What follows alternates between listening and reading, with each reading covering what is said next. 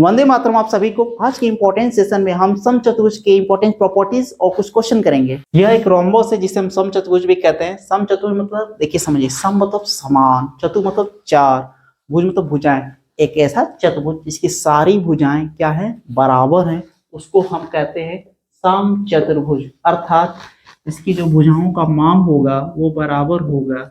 A B इसके equal BC के, BC किसके इक्वल होगा, सीडी के, सीडी भी इक्वल होगा डी। ये सारी भुजाएं इक्वल होंगी। यहाँ से आप बोल सकते हो, अगर मैं इसको डायमेंशन ए बोला हूँ ए बी, तो सबका मान क्या आ जाएगा, ए आ जाएगा। ठीक है। अब इसके द्वारा हम इस चीज का परिमाप भी निकाल सकते हैं। अब इसका पेरीमीटर हम निकालना चाहें तो कैसे आएगा उसको भी देख लेते हैं। पेरीमीटर क्या होगा, पेरीमीटर ऑफ द रोम्बस समचतुर्भुज। पेरीमीटर को हम पी से लिखते हैं। ठीक है। पेरीमीटर होता है कि outer layer of the boundary of the quadrilateral, मतलब जो जिससे चतुर्भुज बना है उसकी भुजाओं को हम सम कर देंगे तो हमारा क्या आ जाएगा, समचतुर्भुज का परिमाप निकल के आ जाएगा।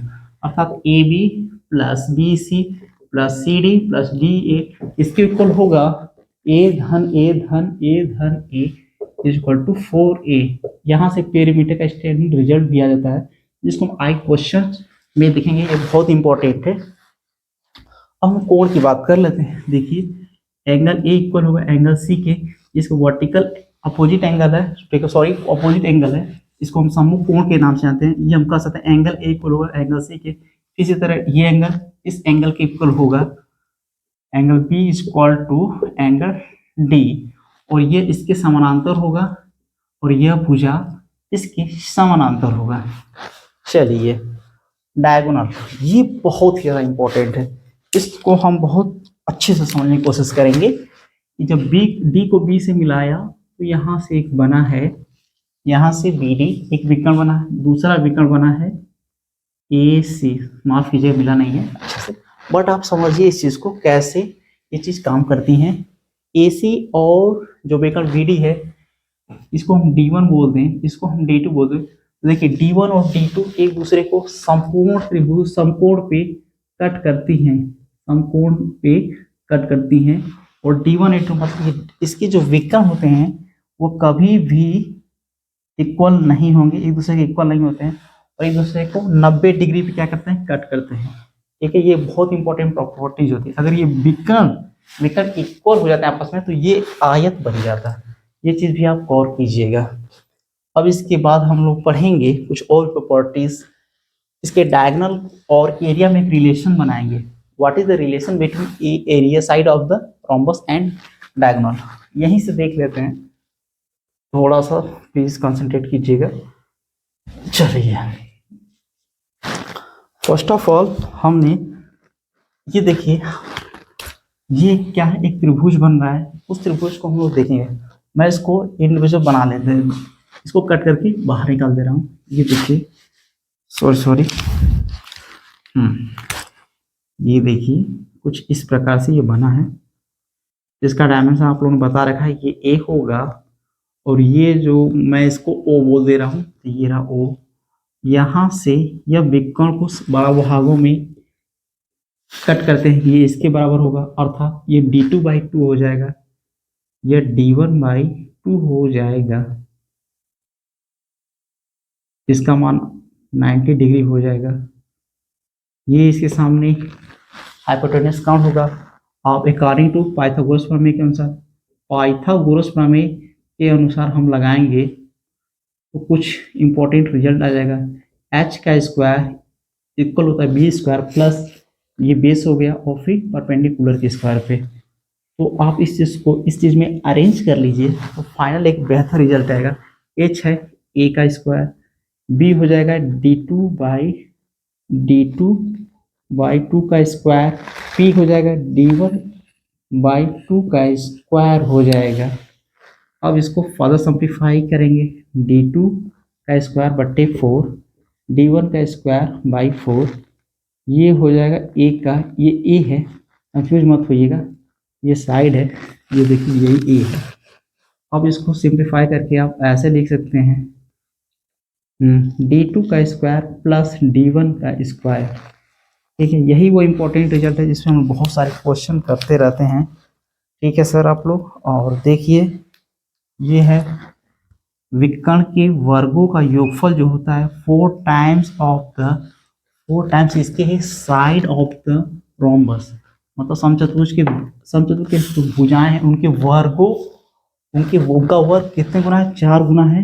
इसके इक्वल होगा और विकर्ण के वर्ग के योगफल के इक्वल होगा। बहुत इंपॉर्टेंट रिजल्ट बचता है एरिया ऑफ द रोम्बस, मतलब समचतुर्भुज का क्षेत्रफल कैसे निकालते हैं। ये देखिए आपके, फिर मैंने एक समचतुर्भुज आपके सामने बना रहा हूँ। एक समचतुर्भुज है जिसके 2 विकर्ण होंगे, एक विकर्ण को D1 बोल देंगे, दूसरा विकर्ण है उसको हम D2 बोल देते हैं। ठीक है, अब यह जो विकर्ण है ध्यान रखिएगा, इसके विकर्ण के प्रोडक्ट को हम एक साथ यूज करके हम एरिया निकालते हैं। कैसे, D1 इंटू D2 बाई 2। अगर हम इसके प्रोडक्ट ऑफ द डायगोनल को निकाल के 2 से डिवाइड करेंगे तो हमें सिर्फ और सिर्फ एरिया ऑफ रोम्बस मिल जाता है। क्षेत्रफल हम निकालेंगे कैसे, तो D1 D2 का गुणनफल का आधा ही हमारा क्षेत्रफल होता है। रोम्बस चतुर्भुज का क्षेत्रफल निकल जाता है, जिसको हम अपने क्वेश्चंस में यूज करें। यहाँ पे एसएससी का बहुत इंपॉर्टेंट क्वेश्चन दे रखा है, उस क्वेश्चन को समझते हैं। पहले क्वेश्चन समझ लेते हैं, क्वेश्चन क्या कर रहा है। क्वेश्चन ये कर रहा है कि एक समचतुर्भुज है, ये देखिए इसकी परिमाप दे रखा है 40 सेंटीमीटर, 40 सेंटीमीटर इसका परिमाप दे रखा है। एक डायगोनल दे रखा है जिसकी लंबाई दे रखा है 12 सेंटीमीटर। अब ये पूछ रहे हैं दूसरे विकर्ण की लंबाई पूछ रहे हैं कितना होगा, इसका मान पूछ रहे हैं। देखिए समचतुर्भुज, इसको समझिए 40 सेंटीमीटर का क्या दे रखा है, पेरीमीटर दे रखा है।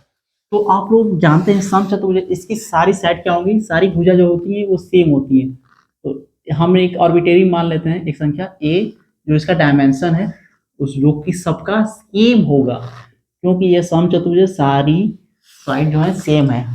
तो इसका पेरीमीटर में दे रखा है a plus a plus a plus a, इसका मान ऑलरेडी दे रखा है 40 सेंटीमीटर। ठीक है, सारी साइड इक्वल है इसलिए मैंने इसको इक्वेट कर दिया। ये होगा 4a is equal to 40 centimetre. अब हम लोग यहाँ से बड़ी आसानी से क्या निकाल सकते हैं, a का मान निकाल सकते हैं।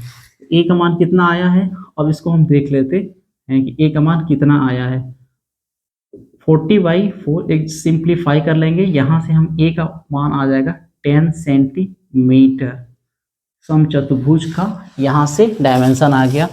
अब इसके विकर्ण एक डीबी विकर्ण है और एक क्या है, AC विकर्ण है। अब ये देखिए, हम एक और इंपॉर्टेंट प्रॉपर्टीज यह जानते हैं, इस समचतुर्भुज के विकर्णों के वर्गों का योगफल किसके इक्वल होता है, उसकी साइड के वर्गों के योगफल का 4 गुना होता है। अर्थात मैं इसको लिख सकता हूँ डायरेक्ट, D1 का स्क्वायर प्लस D2 का square equal to 4 times of the side का स्क्वायर। साइड को स्क्वायर को हमने a माना है, यहाँ से 4a स्क्वायर हो जाएगा। ये बहुत इंपॉर्टेंट रिजल्ट है जिसको ऑलरेडी हम लोगों ने डिस्कस कर रखा है, और इसमें हम डेटा को फीड कर देते हैं। बस D2 नहीं पता, D2 हमें फाइंड आउट करना है। देखिए रख ही देते हैं, D1 आपके सामने दे रखा है 12 सेंटीमीटर का स्क्वायर प्लस D2 का स्क्वायर 4 टाइम्स ऑफ a का 10 का स्क्वायर कर देंगे। यहाँ पे हमें क्या पता होना चाहिए, वर्ग पता होना चाहिए। इसका 144 आता ही है, इससे कैलकुलेशन हमें आसानी से मिल जाती है। 4 इंटू 10 का हो जाएगा 100। इसको आगे फर्दर मूव करेंगे, फर्दर हमें ये मिला 144 प्लस D2 का स्क्वायर 400, और ये D2 स्क्वायर माइनस 400 इधर कर दिए, 144 को इधर से कर दिया तो इतना आ गया, 256 आ गया। ये D2 स्क्वायर को अब देखिए स्क्वायर रूट निकाल लेते हैं, चलिए लिख ही देते हैं। अब इसका वर्गमूल कर लेंगे, हमें पता है इसका वर्गमूल 16 आता है, क्योंकि इसका 16 होता ही है। तो 16 किस में डायमेंशन दे रखे हैं, सेंटीमीटर, तो ये 16 सेंटीमीटर। अब आपके सामने एक अनदर क्वेश्चन है जो बहुत इंपॉर्टेंट है एकेडमिक एंड आपके कॉम्पिटिशन पॉइंट ऑफ व्यू से। इसमें दे रखा है कि एक समचतुर्भुज है जिसका माप कितना है, साइड का माप दे रखा है 20 सेंटीमीटर, क्योंकि इसके सारे साइड जो होते हैं इक्वल होते हैं। और दे रखा है कि एक डायगोनल है जिसका मान कितना है 24 सेंटीमीटर है। ठीक है, और पूछ रहे हैं कि इस समचतुर्भुज क्या निकालना, एरिया, क्षेत्रफल निकालना है। उसको निकालने से पहले हमें एक D2 की रिक्वायरमेंट होगी जो बहुत ज़्यादा इंपॉर्टेंट होगी। हमने ऑलरेडी पढ़ रखा है कि समचतुर्भुज के विकर्णों के वर्गों का योग इसके इक्वल होता है भाई लोग, होता है भुजा भुजा समचतुर्भुज की भुजा की वर्गों के योगफल का 4 गुना होता है। अब तक ये आपको याद ही हो गया होगा। अब इसमें डेटा को फीड करके आगे बढ़ते हैं। चलिए D1 हमारे पास दे रखा है, D1 दे रखा है, यहाँ से हमारे पास कितना है 24 सेंटीमीटर स्क्वायर। D2 हमें पता करना होगा, इसकी जरूरत पड़ेगी। 4 टाइम्स ए यहाँ पे दे रखा है 20 सेंटीमीटर, बहुत ज़्यादा दे रखा। चलिए इसका स्क्वायर कर देते हैं। 24 को करेंगे तो 5476 आएगा। D2 का स्क्वायर, इसकी वैल्यू यहाँ फिट कर देते हैं 4 इंटू ये 400 आएगा। ये सिंप्लीफाई करने पे क्या आ जाएगा, ओके 1600, हाँ 1600। अब यहाँ पे इस चीज़ को यहाँ पे इधर भेज देंगे 576 और D2 स्क्वायर यहाँ पे आ गया। इसमें से सिंप्लीफाई कर लेंगे, ये आएगा 4 2 और ये आ जाएगा 10। D2 स्क्वायर का अब यहाँ से वैल्यू निकाल, D2 की वैल्यू निकालेंगे, स्क्वायर रूट करेंगे हम लोग, वर्गमूल निकालेंगे। वर्गमूल कितना आएगा उसको देख लेते हैं। यहाँ पे 32 गुणे 32, 32 का पेयर बनना है। फाइनली D2 की वैल्यू कितनी आ गई 32 सेंटीमीटर, क्योंकि सारी डायमेंशन किस में दे रखी है, सेंटीमीटर में दे रखी है।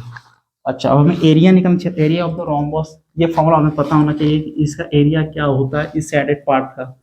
इस साइडेड पार्ट का एरिया जो क्षेत्रफल होता है उसको हम लोग लिख लेते हैं। इसका अभी हम लोगों ने पढ़ा है कि product of the diagonal by 2, मतलब विकर्णों के गुणनफल का विकर्णों के गुणनफल बट्टे 2 इसका क्षेत्रफल होता है। D1 D2 की वैल्यू यहाँ पे रख देंगे। D1 कितना है हमारे पास, D1 है 24 एंड D2 अभी हम लोग निकाला है कितना, ये देखिए 32। अब यहाँ पे हम लोग सिंप्लीफाई कर लेते हैं। ये 16 64 6 32 32 अच्छे 32 384 और ये आएगा सेंटीमीटर स्क्वायर में। यहाँ से हम लोग ने एरिया निकाले समचतुर्भुज से, कितना है 384